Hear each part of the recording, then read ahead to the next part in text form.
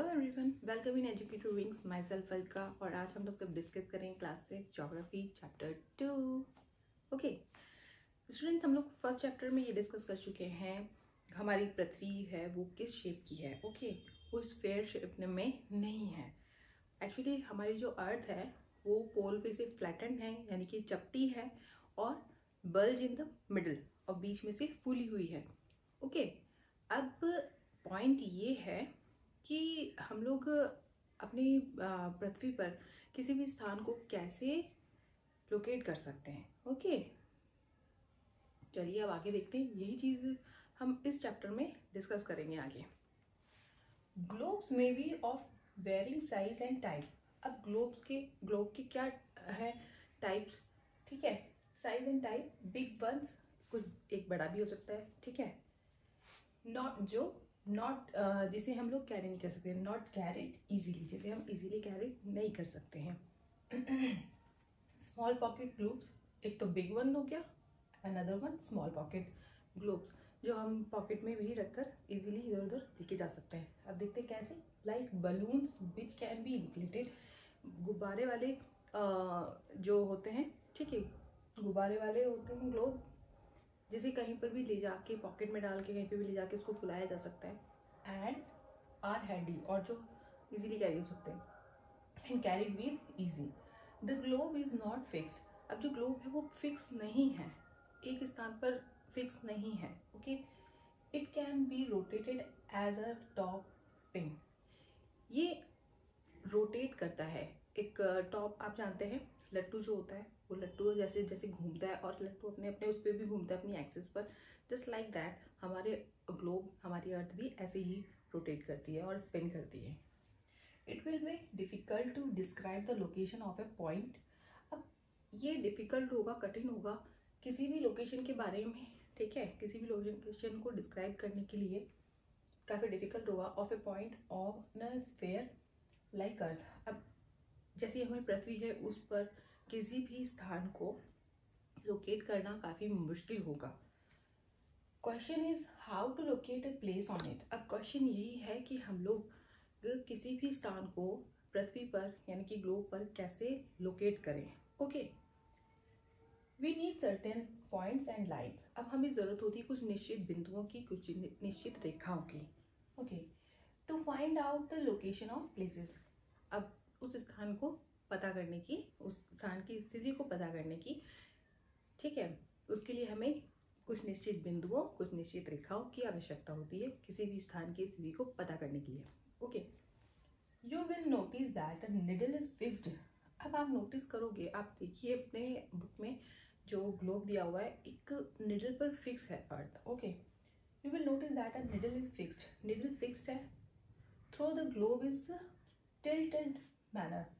अब जो ग्लोब है वो थोड़ी सी झुकी हुई है, ओके, और निडल आपका सीधा जा रहा है, उससे थोड़ा सा झुकी हुई है हमारी ग्लोब।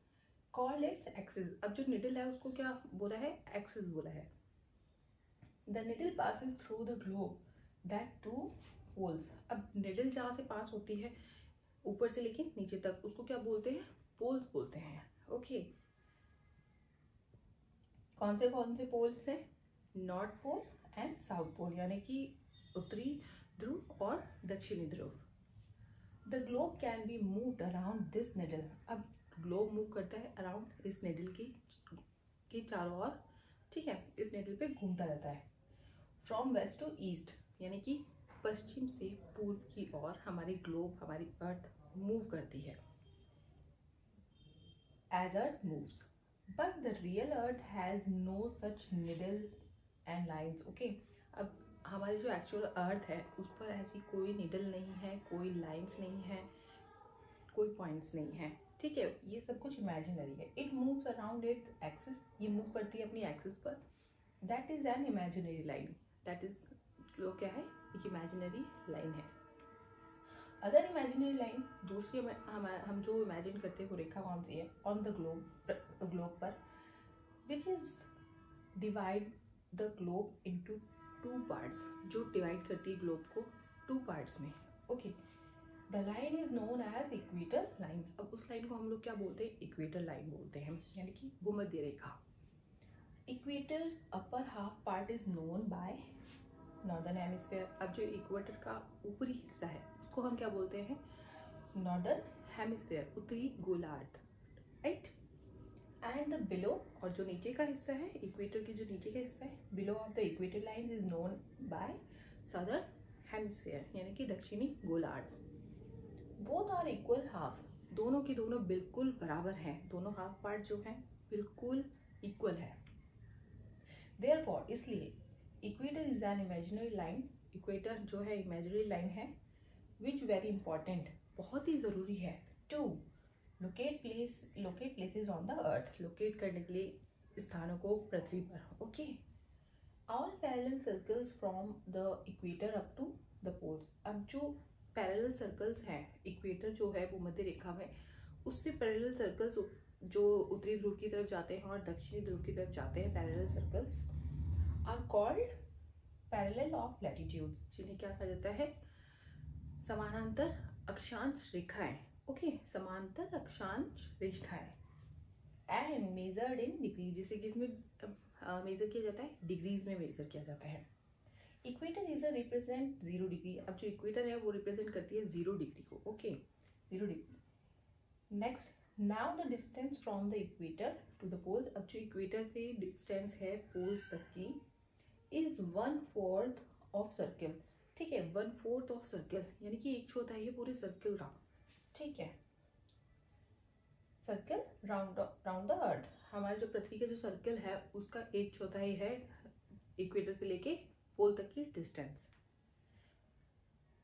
1/4 of 360 is 90। ओके, 90 हो गया उसका 1/4।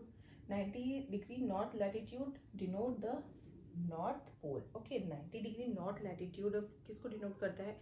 यानी कि जो 90 डिग्री का जो अक्षांश रेखा है वो डिनोट करती है नॉर्थ पोल को। Same and 90 degree south latitude denote the south pole. अब जो 90 डिग्री जो अक्षांश रेखा है साउथ पोल में, उसको साउथ पोल डिनोट करता है। ओके, इन नदर्न हेमिस्फीयर, यानी कि उत्तरी गोलार्ध में, all latitudes known by north latitudes, यानी कि उत्तरी अक्षांश रेखाएं उनको कहा जाता है। And the same in south hemisphere, यानी कि सदर्न हेमिस्फीयर जो दक्षिणी गोलार्ध है, all latitudes known by south latitudes, यानी कि दक्षिणी अक्षांश रेखाएं उनको बोला जाता है।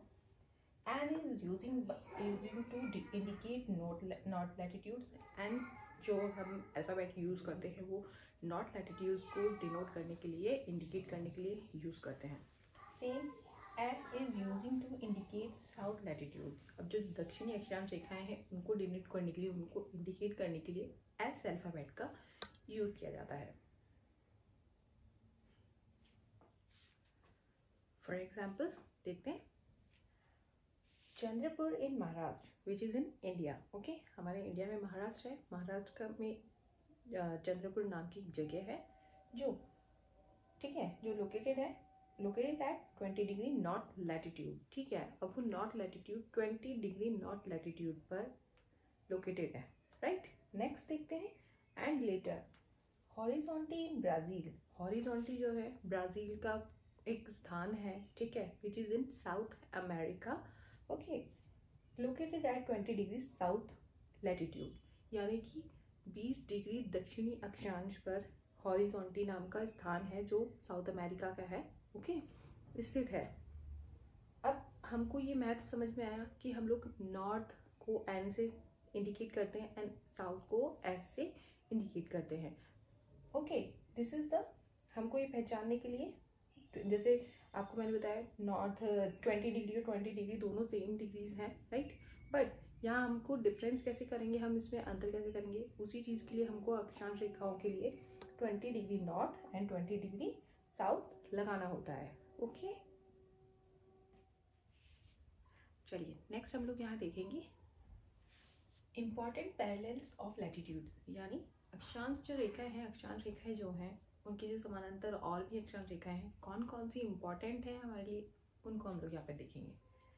फर्स्ट है हमारी ट्रॉपिक ऑफ कैंसर, यानी कि कर्क रेखा, which is located at 23.5 degree not in northern hemisphere. You can see this is the globe, and I also try to indicate you Tropic of Cancer, which is located at 23 degree, okay, north in northern hemisphere. Next है हमारी tropic of Capricorn यानी कि मकर रेखा, जो southern hemisphere में है। 23 degree south इन southern hemisphere, यानी कि जो 23 डिग्री एंड हाफ जो है उस पर ट्रॉपिक ऑफ कैंसर उसको बोला जाता है। ओके, नेक्स्ट है हमारा आर्कटिक सर्कल, जो है 66.5 डिग्री नॉर्थ, हमारा आर्कटिक सर्कल कहलाता है नॉर्दर्न हेमिस्फीयर में। नेक्स्ट है एंटार्क्टिक सर्कल, जो है साउथ हेमिस्फीयर में, यहाँ पर which is located eight 66.5 degree south in southern hemisphere. Okay, अब देखते हैं हम लोग heat zone of the earth. अब हीट जोन कैसे हैं, किस तरह से हमारे अर्थ को डिवाइड किया हुआ है हीट जोन में, वो देखेंगे हम लोग यहाँ पे। टॉरेट जोन, जिसे क्या कहा जाता है, उष्ण कटिबंध कहा जाता है। ठीक है, उष्ण कटिबंध इसका हिंदी में आपको बता रही हूँ मैं। The mid day sun is exactly overhead at least once a year on all latitudes. अब इस लाइन का मतलब ये है कि मिड डे यानी कि दोपहर के समय एक समय ऐसा आता है जहाँ पर हमारे सर के ऊपर बिल्कुल सूरज सीधा रहता है, यानी कि बिल्कुल हमारे सर के ऊपर होता है। ओके, अब वो कौन कौन सी अक्षांश रेखाओं के बीच में है वो देखते हैं।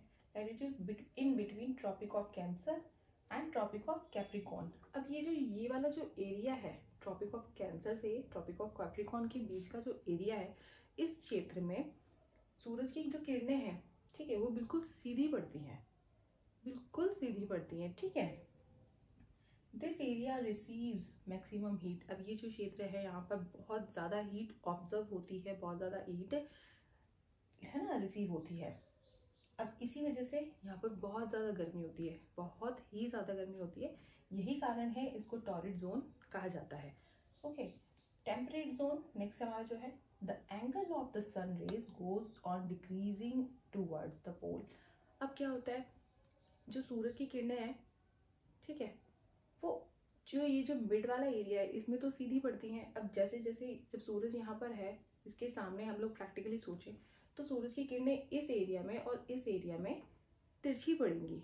ओके, क्या होता है फिर, टूवर्ड्स द पोल। अब टूवर्ड पोल्स की तरफ जाते जाते सूरज की किरणें तिरछी होती जाती हैं। The areas bounded by the tropic of Cancer and the Arctic circle in northern hemisphere. अब टेम्परेट जोन कौन सा है, नॉर्थ हेमिस्फीयर में, ट्रॉपिक ऑफ कैंसर से लेके आर्कटिक सर्कल तक। ठीक है, and in southern hemisphere tropic of Capricorn से अंटार्कटिक सर्कल तक टेम्परेट जोन कहलाता है, यानी कि शीतोष्ण कटिबंध कहा जाता है इसको हिंदी में। ठीक है, the tropic of Capricorn and Antarctic circle in southern hemisphere have moderate temperature. यहाँ पर गर्म भी होती है और ठंडा भी होता है, मीन्स मॉडरेट टेम्परेचर रहता है यहाँ पर। ओके, इसलिए इसको शीतोष्ण कटिबंध कहा जाता है। नेक्स्ट है हमारा frigid zone, area lying between the Arctic circle and the north pole. ठीक है, अब आर्कटिक सर्कल से नॉर्थ पोल तक का जो एरिया है वो फ्रिजिड जोन है। Same next, and the Antarctic circle and the south pole. Antarctic circle and the south pole in southern hemisphere are very cold. That's why we called this area the frigid zone. Okay, इसी वजह से हम लोग इस ये जो area है उसको फ्रिजिड जोन कहते हैं, यानी कि शीत कटिबंध। Right, here sun rays are always slanting। यहाँ पर जो सूरज की किरणें होती है हमेशा तिरछी पड़ती हैं, and provide less heat, और बहुत ही कम ऊष्मा यहाँ पर मिल पाती है, सूरज की बहुत ही कम हीट यहाँ पर मिल पाती है। अब स्टूडेंट्स, आप लोगों ने यहाँ तक के टॉपिक्स जो है मैंने आपको क्लियर करने की कोशिश करी है। आई होप आपको समझ में आया होगा। इस चैप्टर से रिलेटेड जो आगे के टॉपिक्स है उनको नेक्स्ट वीडियो में मैं समझाऊंगी, नेक्स्ट वीडियो जल्दी अपलोड करूँगी। फ्रेंड्स, प्लीज़ चैनल को सब्सक्राइब कीजिए, लाइक कीजिए वीडियो को, और साथ ही साथ अपने फ्रेंड्स को शेयर भी कीजिए, एंड बेल आइकन जो आता है उसको प्रेस कीजिए, जिससे मेरे वीडियोस आपको मिल जाएंगे, नोटिफिकेशन आपको शो हो जाएगा, इजीली आपको देखने को मिल जाएगा। ओके, नेक्स्ट वीडियो जल्दी अपलोड करूँगी। Till then bye bye.